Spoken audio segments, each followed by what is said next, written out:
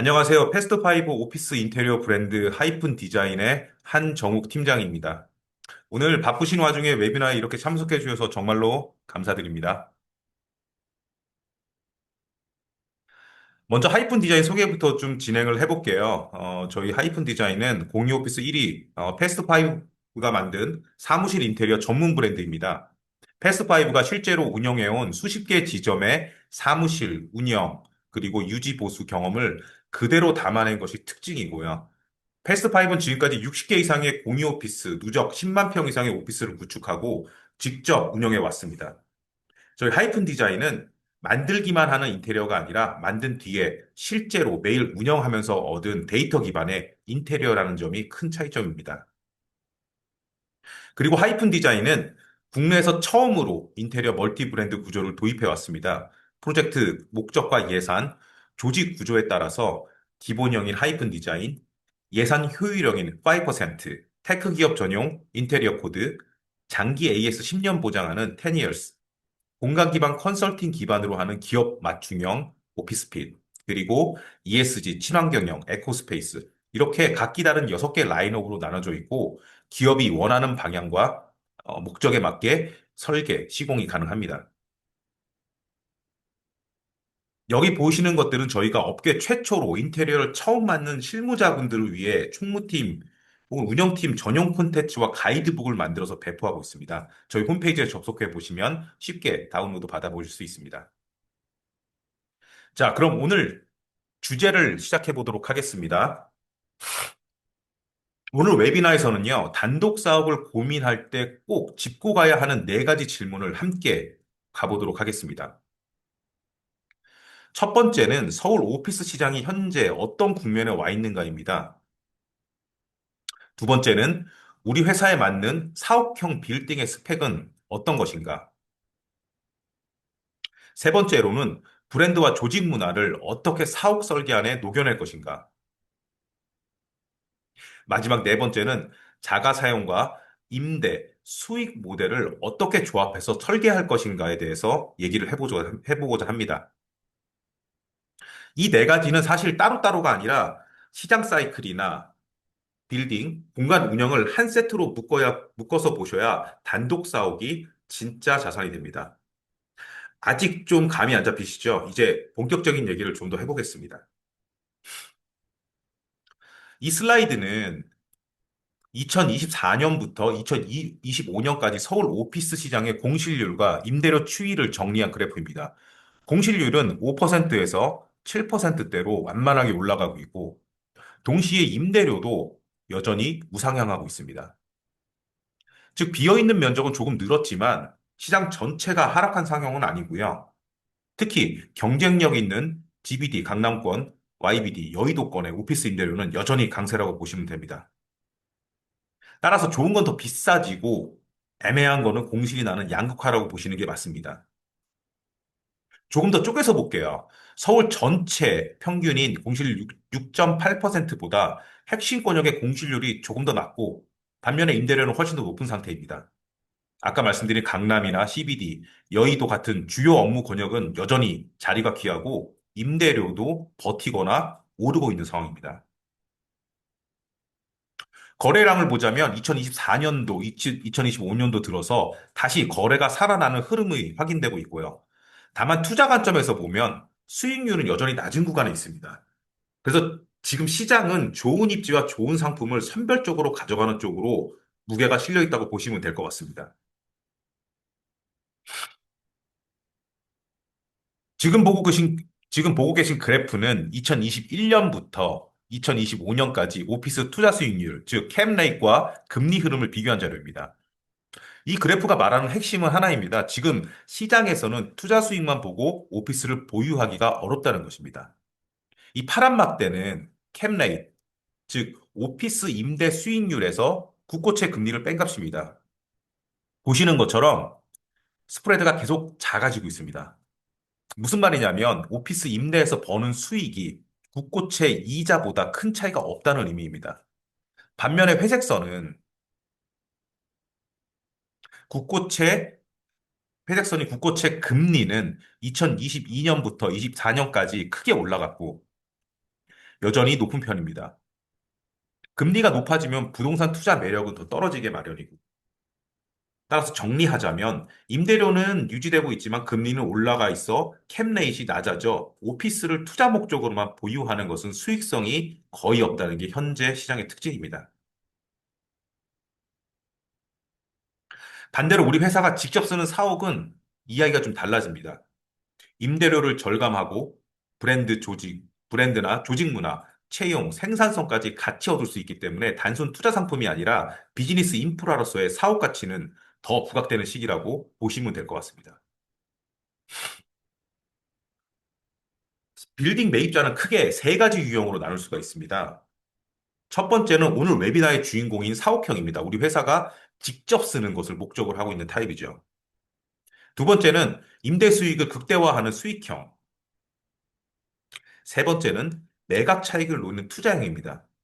같은 건물을 보더라도 이 세 가지 다른 부류가 보는 포인트와 의사결정 기준이 완전히 달라지게 됩니다. 그래서 먼저 우리 회사가 이 세 가지 중에 어디에 가까운지를 내부에서 먼저 합의해 두시는 게 중요합니다. 조금 더 구체적으로 가볼게요. 사업형은 자가 사용이 목적이고 기업 성장, 브랜딩, 조직 문화가 핵심입니다. 수익형은 당연히 공실률과 임대료, 수익률이 가장 중요하고요. 투자형은 시세나 근처의 개발 호재, 어떤 규제 변화에 굉장히 민감하게 반응하죠. 오늘 웨비나는 이 세 가지 중에서 사업형 매입자를 전제로 내용을 구성했습니다. 매일 임직원이 출근하고 고객이 우리 브랜드를 처음 경험하는 그 공간, 그런 사업을 어떻게 설계하고 운영할 것인지에 대한 초점을 맞춰보겠습니다. 사업형 매입자는 이 네 가지를 특히 주의 깊게 보셔야 됩니다. 자, 첫 번째, 입지와 교통, 즉, 임직원이나 고객들의 동선, 명도, 그러니까 이미 들어와 있는 임차인을 어떻게 정리할 것인지. 세 번째는 용도 지역과 용적률. 이 건물이 앞으로 얼마나 더 확장하고 얼마나 더 키울 수 있는지. 그리고 마지막으로는 각종 인허가나 규제에 묶인 법적 리스크를 보셔야 됩니다. 자, 그럼 지금부터 이 네 가지를 하나씩 실제로 현장에서 자주 발생하는 사례와 함께 짚어보도록 할게요.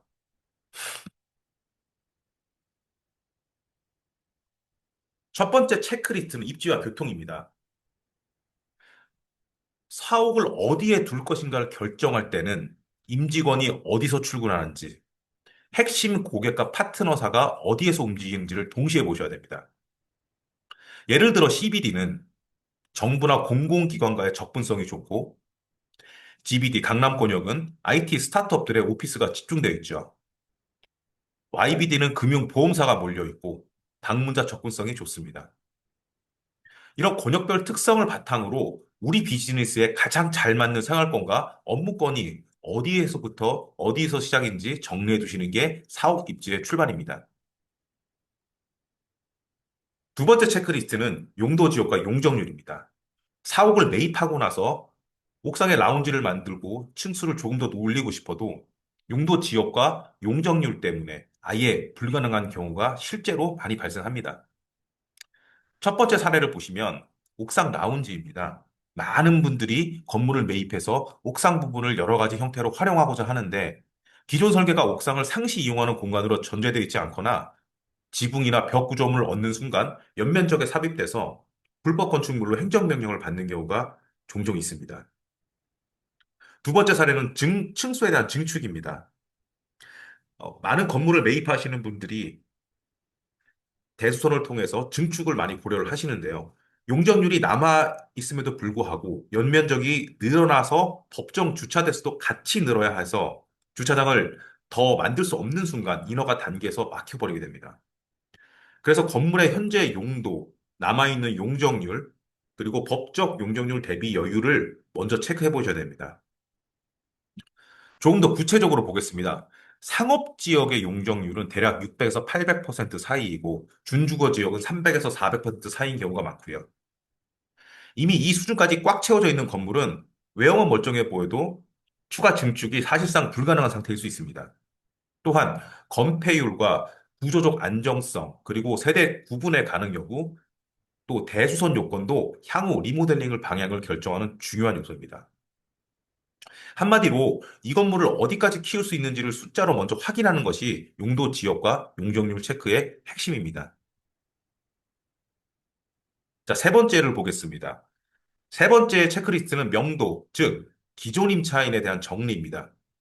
4억의 1층을 멋진 브랜드 로비와 쇼룸으로 바꾸고 싶어도 이미 들어와 있는 임차인 계약 때문에 수년 동안 손을 못 대는 경우가 많습니다.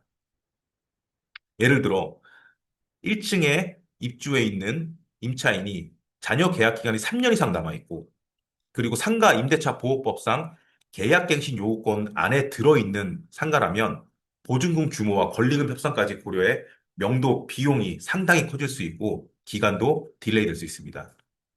그래서 최소 3년에서 5년 동안 4억 1층이 남의 가게인 상태로 남게 되는 경우인데요. 이렇게 되면 4억 매입의 가장 큰 목적 중에 하나인 브랜드 로비라든지 쇼룸 구축, 이런 부분에 대한 장기간의 지연이 발생할 수도 있습니다. 그래서 명도는 절대 감으로 접근하시면 안 되고요. 기존 임차인의 계약 기간이라든지 갱신 여부, 보증금과 월세 구조, 이런 모든 것들을 전수조사하셔야 됩니다. 명도가 필요하다면 보증금을 돌려줄 여력이 우리에게 있는지, 위약금이 발생할 가능성은 있는지, 계약 해지 조항들을 하나씩 체크하셔야 하고요. 어느 정도 비용과 시간이 들어가는지를 시뮬레이션을 먼저 해보셔야 됩니다. 이 과정에서 발생하는 비용은 결국 건물주나 매수자가 부담할 수밖에 없는 상황이라 이런 부분들이 큰 영향을 미치게 됩니다. 또한 임차인의 영업 상황이라든지 체납 이력, 분쟁 가능성까지 함께 보시면 향후에 발생할 수 있는 리스크를 미리 줄일 수 있습니다. 자, 네 번째 체크리스트입니다. 법적 리스크입니다. 용도 변경에 관련된 부분이 가장 많고요. 근린생활시설을 업무시설로 바꾼다거나 업무시설을 교육 연구시설로 바꾸려면 주차라든지 피난 동선, 소방, 장애인 편의시설 등 훨씬 까다로운 조건이 많습니다. 특히 노후화된 건물의 경우엔 주차가 가장 큰 문제인데요. 주차 대수 요건을 충족하지 못해서 용도 변경 자체가 막히는 사례가 흔히 발생합니다. 특히 필로티 구조의 상가 비중이 큰 90년대 건물들은 용도 변경에 필요한 실제 필요 주차 대수보다 40에서 60% 부족한 경우도 자주 보입니다. 여기에 더해서 소방시설인 스프링클러라든지 감지기 등 이런 기준까지 맞춰야 하려면 전면 교체 혹은 신설 비용이 추가로 들기 때문에 사전에 이런 부분을 미리 체크해 두셔야 합니다. 법적 리스크는 최소한 이 세 가지는 꼭 보셔야 합니다. 첫 번째, 우리가 원하는 방향으로 용도 변경이 가능한지. 둘째, 용도 변경 후에도 법정 주차 대수를 충족할 수 있는지. 셋째, 소방 방제 기준을 현재 구조에서 맞출 수 있는지입니다. 이 세 가지 중에서 하나라도 제대로 풀어내지 못하면 도면상으로는 멋진 사옥이 나올 수는 있지만 실제로는 리모델링 허가가 제한될 수 있습니다. 그래서 중요한 것은 건물 매입의 초기 단계부터 건축사와 저희 같은 전문 프로젝트 매니저 그리고 법무팀을 함께 붙여서 검토하시는 게 가장 안전합니다. 자, 그럼 사옥 후보지에 대한 검토 프로세스를 같이 한번 살펴보겠습니다. 지금까지 본 체크리스트를 실제 프로세스에 대입해 보면 이렇게 정리될 수 있을 것 같습니다. 첫 번째 시장 스크리닝 단계. 아까 말씀드린 권역별, 규모별, 예산에 맞는 후보를 일단 넓게 확보를 하고요. 두 번째, 듀 딜리전스로 불리는 실사 단계에서는 건물의 구조나 설비, 그리고 주차, 피난 동선, 용도 지역, 용적률, 이런 부분들에 대한 여지를 꼼꼼히 검토를 하셔야 됩니다. 세 번째, 재무 시뮬레이션 단계입니다. 여기서는 건물의 매입가와 리모델링 혹은 인테리어 공사에 대한 공사비, 그리고 금융이자 비용, 10년간 보유했을 때 현금 흐름 등 이런 부분들을 시뮬레이션을 준비를 하셔야 됩니다. 네 번째는 공간 브랜딩 관점에서 과연 이 빌딩이 우리 브랜드가 어떻게 보일지, 우리 기업을 어떻게 보여줄지 이런 부분을 한 번 더 고민하고 필터링 하셔야 됩니다. 마지막으로는 자본 구조와 향후 처분, 증축 옵션까지 포함해 최종 의사 결정과 계약 구조를 설계합니다. 이 과정을 통해서 그냥 좋아 보이는 빌딩이 아니라 우리 회사에 맞는 사옥을 걸러낼 수 있는 거죠. 자, 그럼 이제부터는 빌딩 자체를 넘어서 사옥 안에 공간 이야기를 좀 해보겠습니다. 하이픈 디자인이 직접 기획하고 설계 시공한 케이스 위주로 저희가 보여드릴 건데요. 저희는 단독 사옥을 단순한 사무실이 아니라 브랜드의 플래그십 스토어처럼 보는 관점을 중요하게 생각합니다. 그래서 사옥 공간을 설계할 때 세 가지 축을 잡습니다. 첫 번째, 브랜드를 드러내는 외부와 입구, 그리고 로비. 두 번째는 임직원과 임직원의 몰입과 협업을 설계하는 업무, 라운지, 회의 공간들.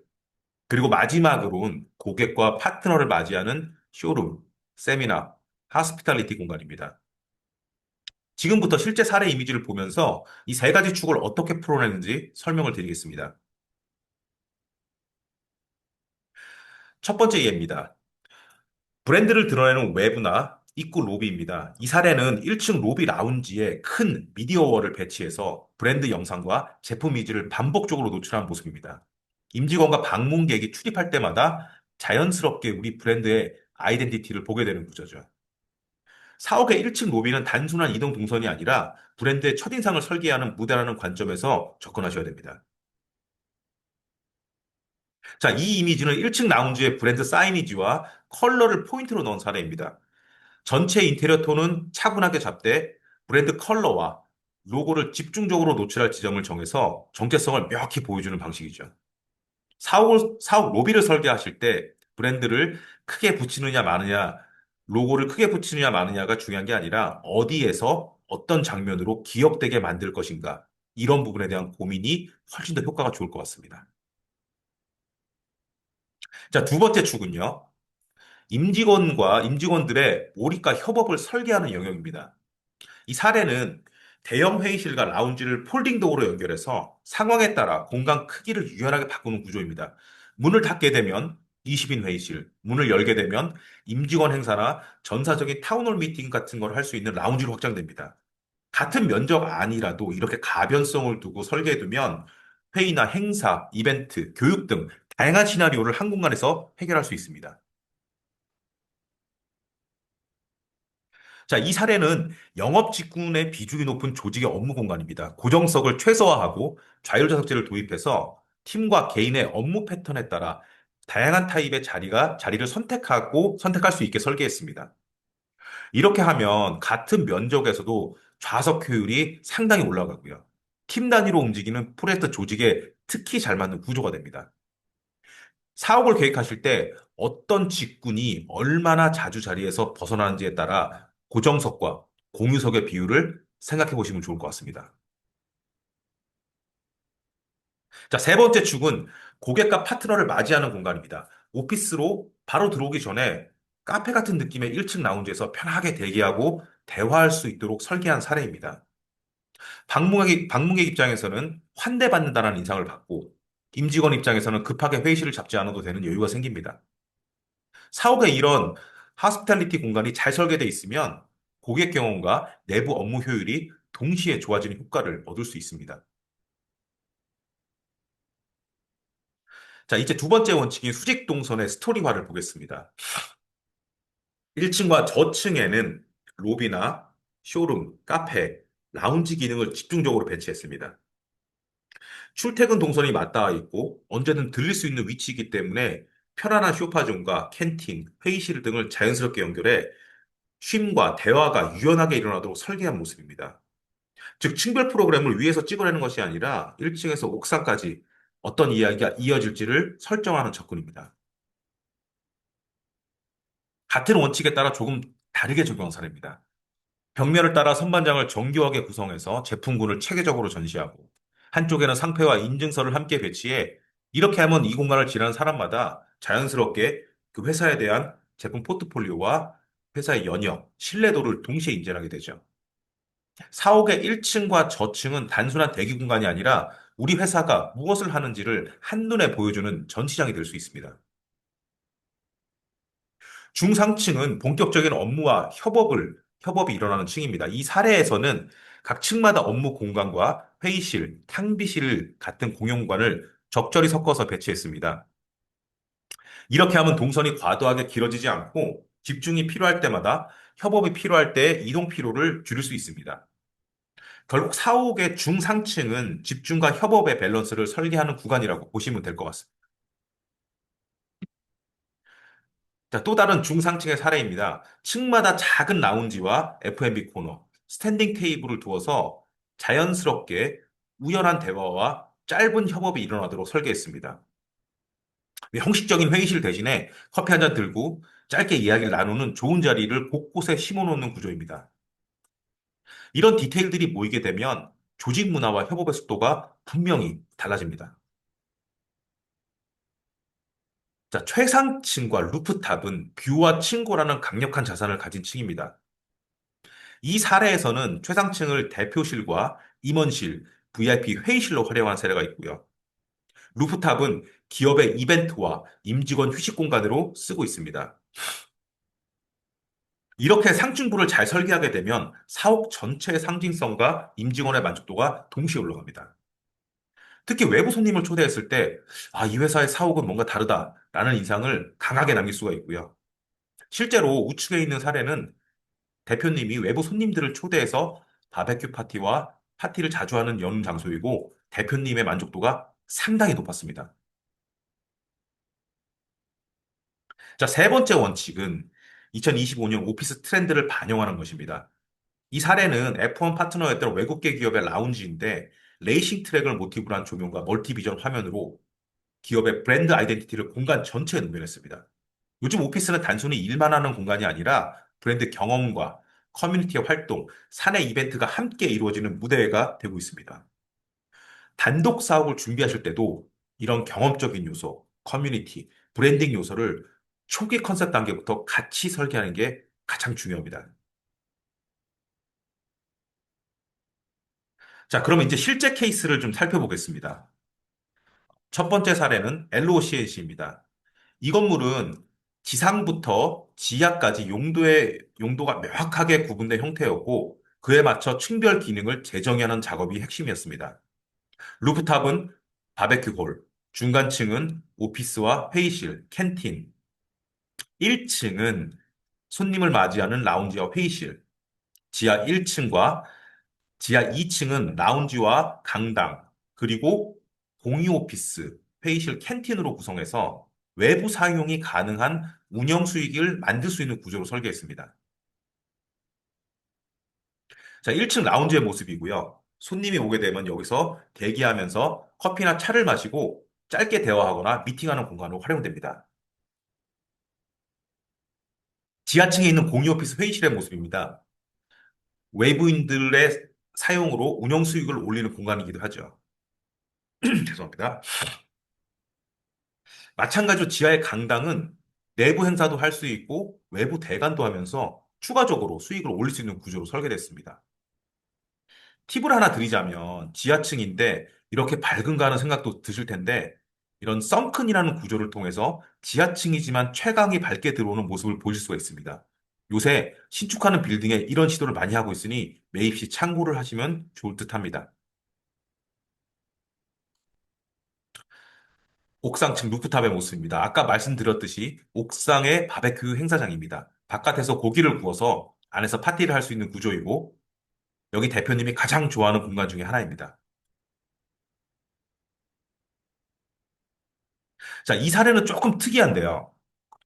두 개의 회사가 한 건물을 전략적으로 공동 사용하면서 인테리어 비용과 관리비를 함께 나누고 각 회사의 동선, 업무 특성을 그대로 유지하는 구조입니다. 러시 코리아와 와일리 이 두 개의 회사가 더 큰 빌딩의 쾌적함을 누리면서 사업 구축 비용은 절반 수준으로 줄인 사례라고 보시면 됩니다. 브랜드 성격이 다른 두 조직이 한 건물 안에 각자의 업무 특성을 유지하면서도 공성과 공간 활용 효율을 극대화하는 것이 핵심 과제였습니다. 상부층으로 올라가면 루프탑은 흡연실, 1층에서 4층은 업무 공간 중심의 오피스 존으로 구성했고요. 지하에는 공용 라운지, 그리고 지하 2층에는 창고와 스튜디오를 배치해 제품 촬영, 컨텐츠 제작, 재고 운영까지 기능적으로 끊김없이 연결되도록 설계했습니다. 전체적으로는 브랜드 운영과 컨텐츠 제작이라는 각기 다른 두 회사가 공통 업무 흐름을 기준으로 위아래층 간 동선을 단순화한 프로젝트라고 보시면 될 것 같습니다. 자, 이거는 지하 1층 라운지의 모습입니다. 지하 1층이라고 하지만 대지의 모양 때문에 지상층 같은 형태를 띠고 있고요. 소파와 라운지 가구들을 배치해서 캔틴을 두어서 임직원들의 다양한 형태의 협업과 모임, 이벤트 등을 할 수 있는 공간으로 활용되고 있습니다. 자, 다음 사례는 건설 AI 솔루션 기업 메이사입니다.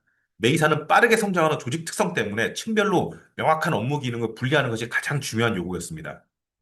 4층은 임원 오피스와 미팅룸, 오웨이존, 캔틴을 두어서 의사결정과 접견, 그리고 휴식이 자연스럽게 이어지는 구조를 만들었고, 3층과 2층은 실질적인 업무 공간을 중심으로 오피스, 오웨이존, 캔틴을 동일한 패턴으로 배치해 팀 간 이동을 단순화했습니다.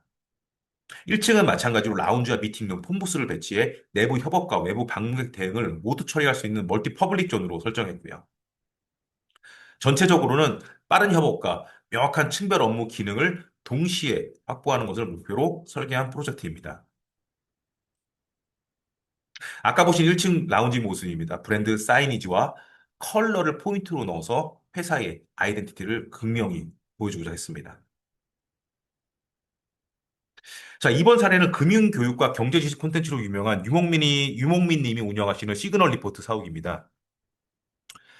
시그널 리포트는 교육 촬영 업무가 한 건물 안에서 동시에 이루어지는 구조라 층별 기능 구분을 명확하게 하는 것이 핵심 요구였습니다.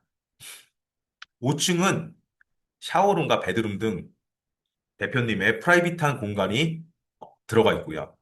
4층에는 R&D 센터, 오에이존, 캔틴, 오피스 등을 배치해서 컨텐츠의 기획, 연구, 운영이 한 층에서 이어지도록 만들었습니다. 2층과 2층에서 지하 1층까지 이어지는 공간은 이 회사의 핵심인 교육 기능을 위해 각각 강의장과 그리고 라운지, 스튜디오 등을 배치했고요. 촬영과 교육, 대규모 세미나까지 모두 수용할 수 있는 구조입니다. 그래서 전체적으로는 교육과 촬영, 기획, 운영이라는 시그널 리포트의 업무 흐름이 건물 위아래로 자연스럽게 이어지도록 공간을 설계한 프로젝트라고 보시면 될 것 같습니다. 지금 보시는 부분이 5층의 대표님을 위한 프라이빗한 공간을 설계한 모습입니다. 실내 인테리어는 무게감 있게 무채색 톤으로 적절한 우드 가구를 배치해 편안하지만 가볍지 않은 시니컬 코지 컨셉으로 공간을 구현했고요. 두 가지 용도로 공간을 사용할 수 있게 공간을 구성했습니다. 폴딩 도어를 열었을 때는 라운지로 사용 가능하고 닫았을 때는 세미나룸으로 기능할 수 있어 확장과 분리가 용이하도록 설계해 봤습니다. 자, 다음은 글로벌 화장품 기업 에드윈 코리아의 사업 사례입니다. 하부층은 주차장과 창고로 쓰고 그 위층은 라운지 겸 로비와 쇼룸, 그리고 상부층은 업무 공간과 지원 부서가 올라가는 식으로 층별 프로그램을 구성했습니다. 브랜드 경험과 업무 효율, 물류 지원 기능까지 한 번에 담아내는 구조라고 보시면 될 것 같습니다. 이런 식으로 우리 회사의 사업 모델에 맞는 층별 스토리를 설계하시면 됩니다. 특히 에드윈 코리아는요, 외부 바이어들이 많이 오는 1층 로비에는 회사의 브랜드를 극명하게 보여줄 수 있는 멀티비전과 포스터를 배치하고 근처에 회의실을 두어서 외부인들을 맞이하는 공간으로 사용하고 회사의 브랜드를 자연스럽게 보여주는 설계되었습니다. 2층으로 올라가시면 에드윈 코리아의 제품들을 전시할 수 있는 공간을 구성해 자연스럽게 바이어들과 상담이 가능한 공간으로 만들어 사업 구축이 전체적으로 자연스럽게 하나의 브랜드화로 이어지게 된 것입니다. 자, 이제 마지막 축인 운영과 수익 모델을 살펴보겠습니다. 사옥은 짓거나 사는 순간 끝이 아니라 운영 계획이 있어야 비로소 완성됩니다.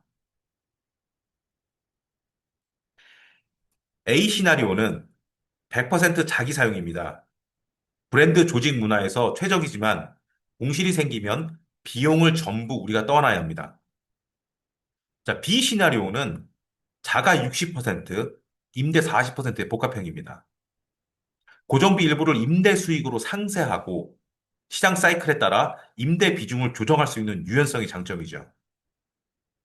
C의 시나리오는 초기에는 임대 비중을 크게 가져갈 수가 있지, 가져가고 시간이 지나면서 우리 조직이 만약 커지게 되면 자가 면적을 늘려가는 방식입니다. 회사의 성장 속도와 재무 구조에 맞는 시나리오를 선택하시면 됩니다. 자, 오늘 집중해서 보실 부분은 가운데의 시나리오 B, 즉 자가 60%, 임대 40%를 섞는 복합형 모델입니다. 이 비율은 사실상 상황에 따라 적용하시면 됩니다.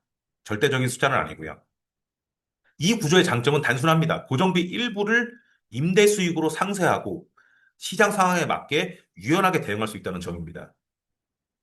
임차 공간을 어떤 방식으로 구성하냐에 따라 수익 모델은 크게 달라지는데요. 이제부터 실제 적용 가능한 세 가지 아이디어를 보여드리겠습니다. 첫 번째는 카페입니다. 최근에는 사내 카페를 단순 복지 공간이 아니라 실제 수익 모델로 운영하는 사례가 굉장히 늘고 있죠. 예를 들자면 W 사회복지법인의 한 층 전체를 카페로 구성해서 직원뿐만이 아니라 외부 고객에게도 식음료를 판매해서 부가 수익을 만들고 있습니다. 즉, 공간을 리테일 관점의 수익 공간으로 전환하는 방식입니다. 두 번째는 공유 오피스 운영 모델입니다. 사옥의 일부 층을 공유 오피스로 꾸며서 임대료 이상의 부가 이익을 만드는 방식입니다. 이 광고 대행사는 한 개층 전체를 공유 오피스로 만들어 오픈 데스크, 회의실, 캔틴, 라커 등 풀옵션 구조로 임대하고 있습니다. 즉, 비어있는 공간을 즉시 임대 가능한 상품으로 만들어내는 방법입니다.